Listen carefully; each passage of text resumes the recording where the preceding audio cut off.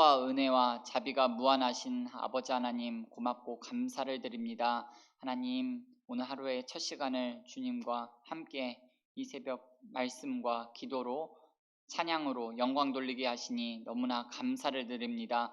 하나님, 이 첫 시간 주님 앞에 드릴 뿐만 아니라 오늘 잠자리에 드는 그 순간까지 모든 시작과 과정과 마침을 주님 앞에 올려드리오니 주님의 선한 손길이 우리 사랑하는 성도님들 한 사람 한 사람 삶 가운데 간섭하여 주시고 말씀하여 주시고 역사하여 주시옵소서.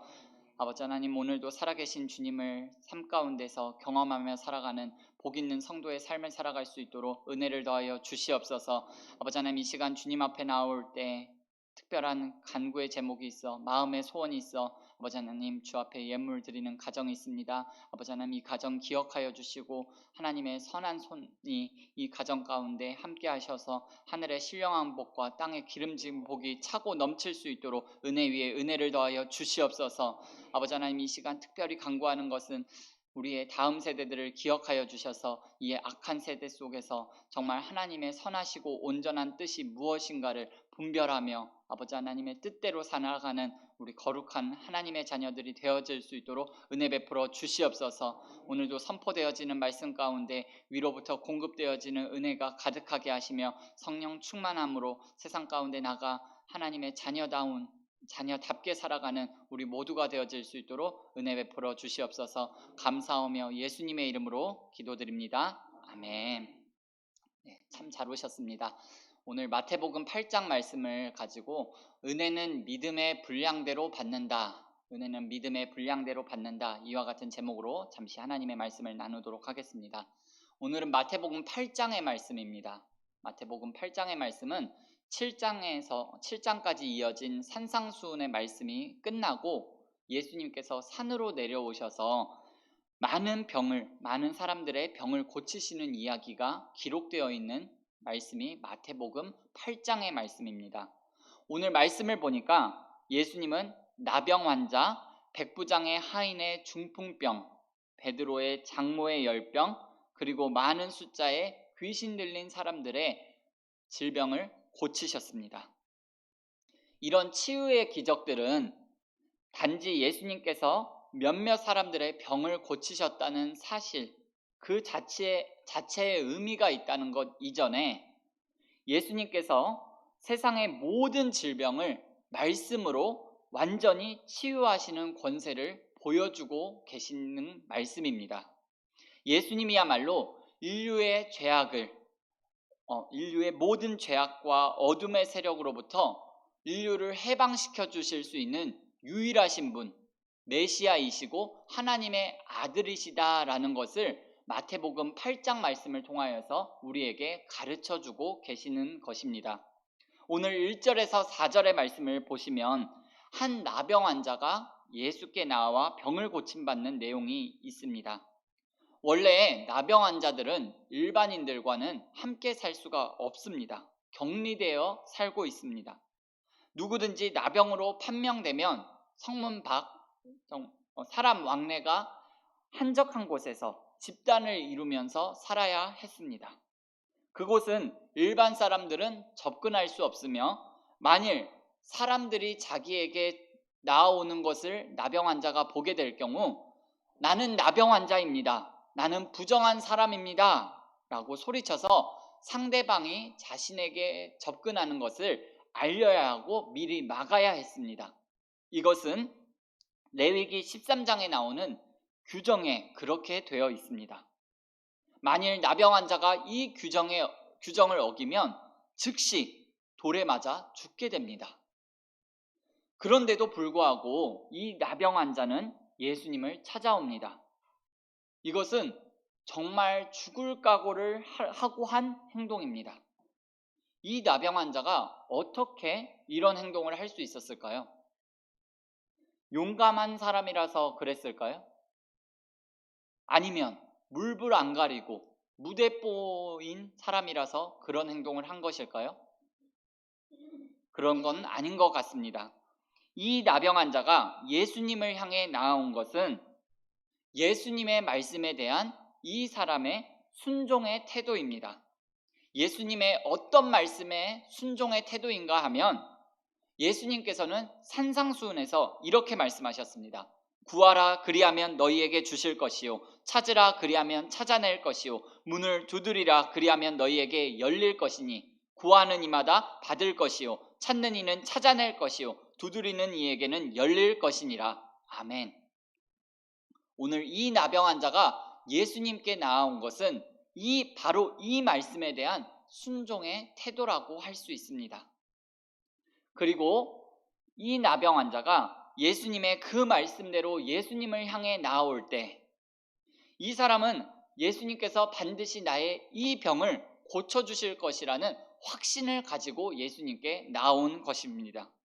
나병 환자가 가까이 왔다고 사람들이 돌을 던지기 전에 예수님께서 나의 병을 고쳐주실 것이라는 믿음을 가지고 확신을 가지고 예수님께 나왔을 겁니다.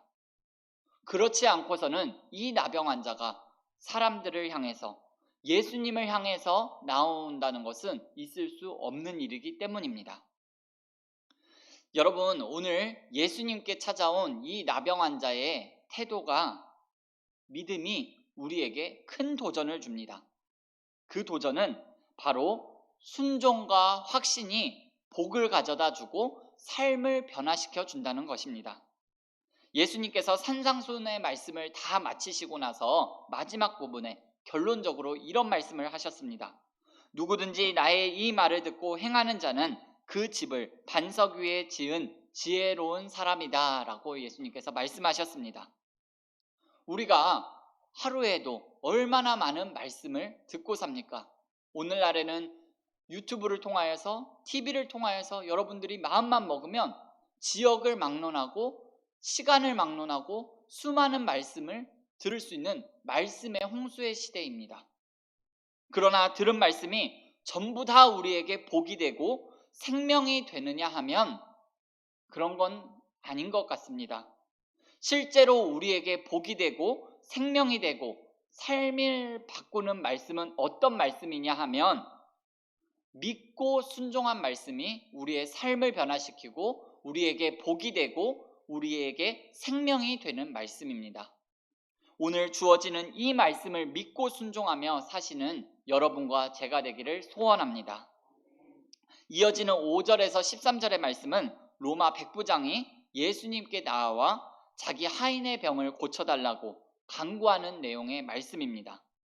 여러분, 로마 군대의 장교가 자기의 병도 아니고 자기 가족의 병도 아니고 자기 하인의 병을 고쳐달라고 유대인인 청년 예수님께 나와 엎드려 겸손하게 간구하는 내용이 간구했다는 이 일이 보통 일이 아닙니다.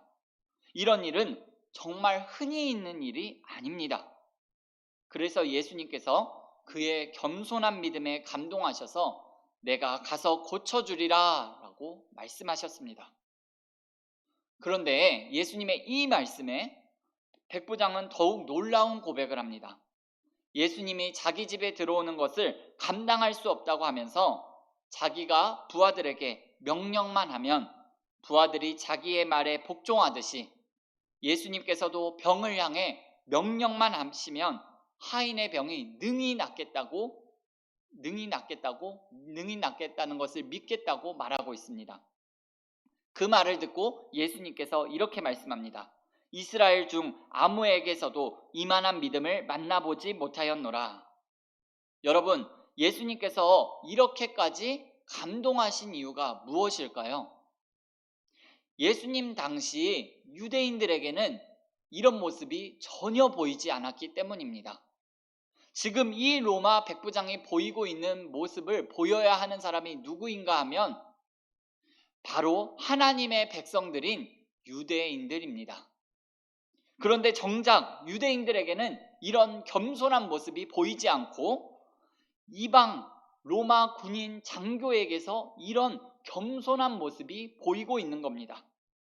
이 모습에 대해서 예수님께서 감동하고 계시는 겁니다. 그래서 예수님께서 이런 말씀을 하시게 됩니다. 그 나라의 본 자손들은 바깥 어두운 데 쫓겨나 거기서 울며 이를 갈게 되리라. 이스라엘 백성들은 하나님의 백성이요 선민이라는 타이틀과 특권을 가졌지만 그 악한 행실을 회개하지 않는다면 결국에는 그 죄값으로 인해 선민의 지위를 상실하게 되고 크게 후회할 날이 오게 될 것이라고 지금 예수님께서 예언하고 계시는 겁니다. 여러분, 오늘 이 나병 환자와 로마 군인 장교의 모습을 통하여서 우리가 한 가지 교훈을 얻게 됩니다. 다름 아니라 하나님의 은혜는 우리의 믿음만큼 주어진다는 것입니다. 하나님의 은혜는 우리의 믿음에 비례해서 주어집니다. 우리가 절반만 믿으면 하나님은 절반의 은혜만 부어주십니다. 그러나 우리가 온전히 믿으면 온전한 은혜가 주어집니다. 하나님은 오늘 우리에게 한없는 은혜를 부어주십니다. 지금 우리 머리 위로 하나님의 은혜가 쏟아지고 있습니다. 은혜의 폭포수가 흘러가고 있습니다. 그러나 우리가 그 은혜를 담을 그릇을 준비하지 않는다면 그 은혜는 그냥 흘러버리고 마는 것입니다. 그래서 성 어거스틴이라는 사람도 이런 말을 했습니다. 믿지 않는 자에게는 하나님도 어쩔 수 없다. 순종과 확신으로 하나님 앞에 나아가는 여러분과 제가 되기를 원합니다. 말씀을 마무리하겠습니다. 은혜는 겸손한 곳으로 흐릅니다. 여러분, 물을 한번 보시기 바랍니다. 물은 조금이라도 낮은 곳이 있다면 그곳으로 흘러갑니다. 그런 것처럼 하나님의 은혜도 겸손한 사람에게 향합니다. 로마 백부장처럼 낮고 겸손한 사람에게 은혜의 물줄기는 흘러갑니다. 하나님께서 교만한 사람은 대적하시고 겸손한 자에게는 은혜를 베푸신다라고 말씀하셨습니다.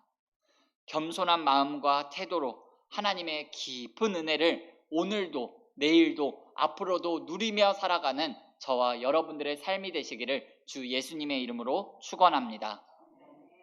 사랑의 하나님, 고맙고 감사합니다. 오늘 마태복음 8장 말씀을 통하여서 하나님의 마음, 하나님 마태가 만난 예수님, 오늘 우리가 만나야 할 그 예수님에 대한 말씀을 우리 가운데 알려주시고 깨닫게 하시고 들려주셔서 감사를 드립니다. 오늘도 하나님의 은혜가 우리 가운데 차고 넘쳐 그 은혜가 우리의 심령 가운데 삶 가운데 충만히 온전히 차고 넘치기를 간절히 소원합니다.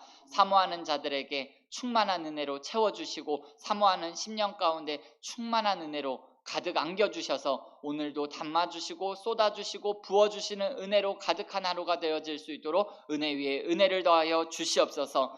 겸손함 가운데 오늘도 간구하며 소원한 모든 기도의 제목들 하나님께서 보시고 아시는 줄 믿습니다. 은혜 아니면 살아갈 수가 없습니다. 당연한 것을 당연한 것으로 여기지 않고 오직 모든 하나님께서 우리에게 주신 것을 은혜로 여기며 감사함으로 살아갈 수 있는 귀하고 복된 삶 살아갈 수 있도록 성령 하나님 인도하여 주시옵소서. 감사하며 예수님의 이름으로 기도드립니다. 아멘.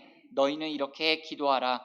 하늘에 계신 우리 아버지, 아버지의 이름을 거룩하게 하시며 아버지의 나라가 오게 하시며 아버지의 뜻이 하늘에서와 같이 땅에서도 이루어지게 하소서. 오늘 우리에게 일용할 양식을 주시고 우리가 우리에게 잘못한 사람을 용서하여 준 것 같이 우리 죄를 용서하여 주시고 우리를 시험에 빠지지 않게 하시고 악에서 구하소서. 나라와 권능과 영광이 영원히 아버지의 것입니다. 아멘.